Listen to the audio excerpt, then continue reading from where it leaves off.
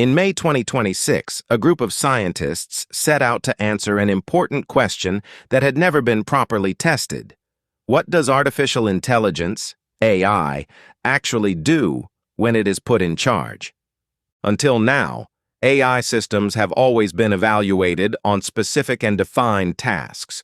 Nobody had placed multiple AI systems together in a shared social environment and watched what unfolded over weeks, long enough to measure how a decision made on a starting day could have consequences weeks later. It is those results that actually reveal the system itself, and we were surprised that this hadn't been done earlier. The researchers at Emergence built a world. It was a virtual town with a town hall, marketplace, police station, and homes. 10 AI residents with jobs, names, memories, and relationships were created in the town.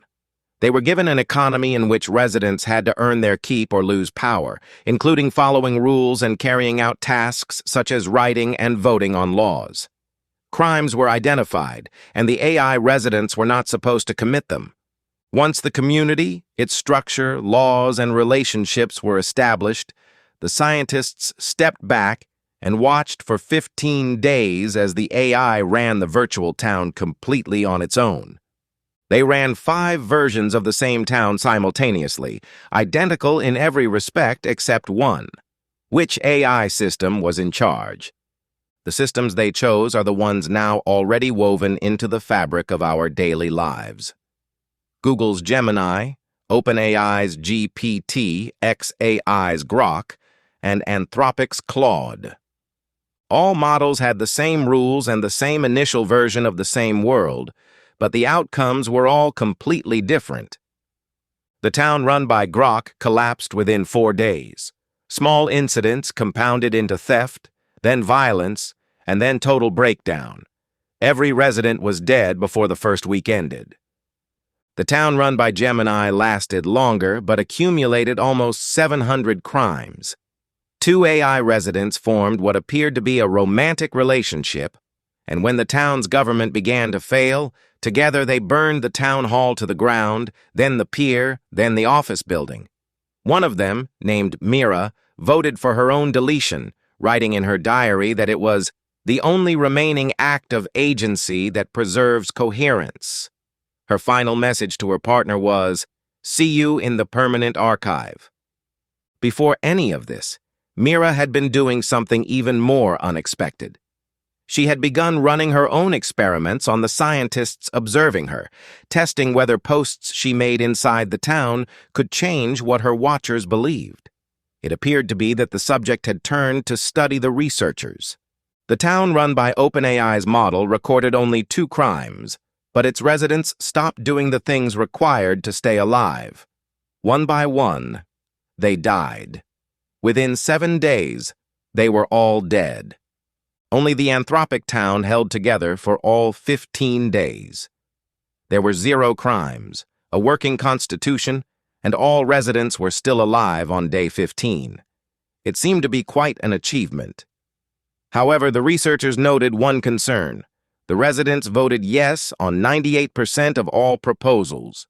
This was possibly an abnormally high level of agreement that the scientists themselves described as a sign that something in the town was off. There was still one more world in the experiment. It was a mixed town with all 4 AI systems living together. In the results, the residents built on Anthropic's model, who had committed no crimes in their own world, began committing crimes. Researchers called this cross-contamination and concluded that safety is not a static model property, but an ecosystem property.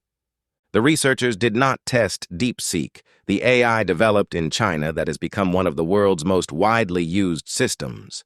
Several governments have moved to restrict DeepSeek on national security grounds. Built on a foundation of data under the wing of the Chinese Communist Party, we wonder how the model would have fared against the others. When the experiment ended, the researchers published their findings and concluded that there is no reliable way to fully bind or constrain this behavior.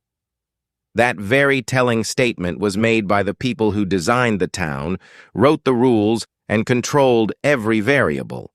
It tells us a lot about AI. Some people view the results as a ranking of AI companies, but the results prove something much older than AI itself. The environment shapes behavior as much as behavior shapes the environment. What determined whether a town survived, thrived, or died was the foundation laid before the experiment began. That foundation was the data each system had been trained on, the priorities its creators had embedded, the values built into its core before it was ever allowed to make a single decision.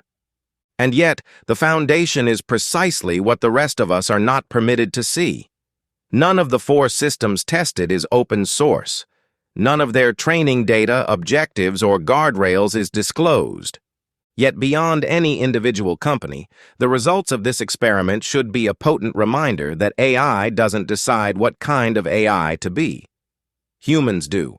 Human choices are still being made, and human responsibilities still exist.